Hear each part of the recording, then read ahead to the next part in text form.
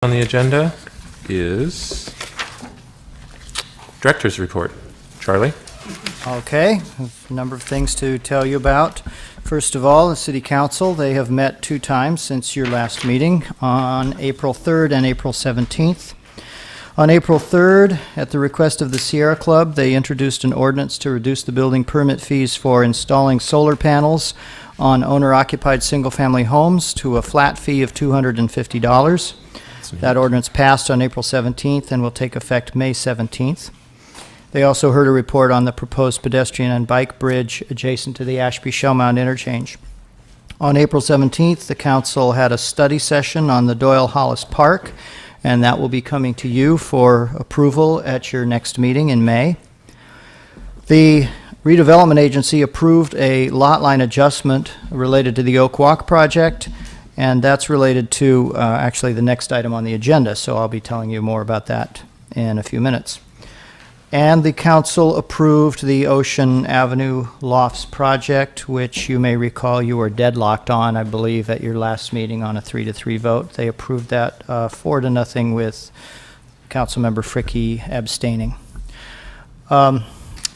In news from the general plan update, the steering committee held a special meeting on Monday, April 9th, and that was a dry run for the workshops, the community workshops, which included running through the opening remarks and testing the materials and activities, and the materials were fine-tuned as a result of that. We have now held 2 of those community workshops, which I believe some of you have attended. We had good attendance. They've been quite successful. We had one this last Monday at the middle school on 61st Street, and then just last night at Anna Yates. The third and final workshop is this coming Saturday, April 23rd, at the police department headquarters on Powell Street. The doors will open at 9:30 in the morning, and the workshop will be from 10 to 1, and we hope to see many of you there. The next General Plan Steering Committee meeting after that will be on Tuesday, May 22nd, where the workshops will be reviewed and the next steps in the process will be discussed. The Park Avenue District Advisory Committee is going to hold its next regular quarterly meeting on Wednesday, May 9th. The committee will hear an update of projects that are happening in the district and status of the implementing ordinance, which has now been adopted. Also, the Park Avenue Plan has been nominated for an award from the northern section of the California chapter of APA, and we will find out on May 11th whether or not we receive that award. The award dinner is May 18th, and members of the committee have been invited to attend that dinner, hopefully to celebrate our winning the award. We'll see. I've been asked to report back to you on what to do about complaints about construction activity. And so I'd like to take just a couple of minutes to talk about that tonight. Any citizen that comes to you with a complaint or that you hear about should be referred to me.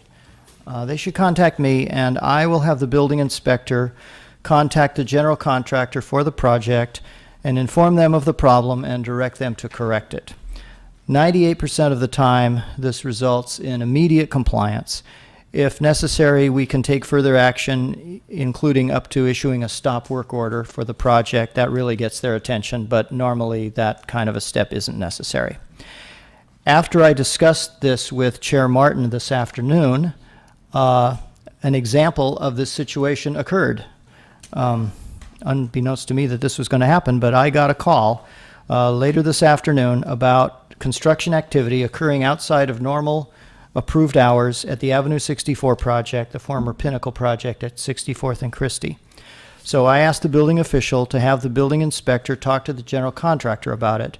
Within an hour, I was informed that the conversation had occurred. The general contractor had promised that no work will occur in the future outside of the approved hours of Monday through Friday, 7 a.m. to 6 p.m. And this is typical of how promptly we are usually able to respond to these kinds of concerns. So direct them to us, and we'll take care of it. Thanks, Charlie. To the extent that we can. I have one other thing I want to mention to you, Okay. and that is the APA conference. I attended the annual National Planning Conference that was in Philadelphia last week. As usual, there was lots of good information, although several of the sessions were canceled due to the bad weather they were having.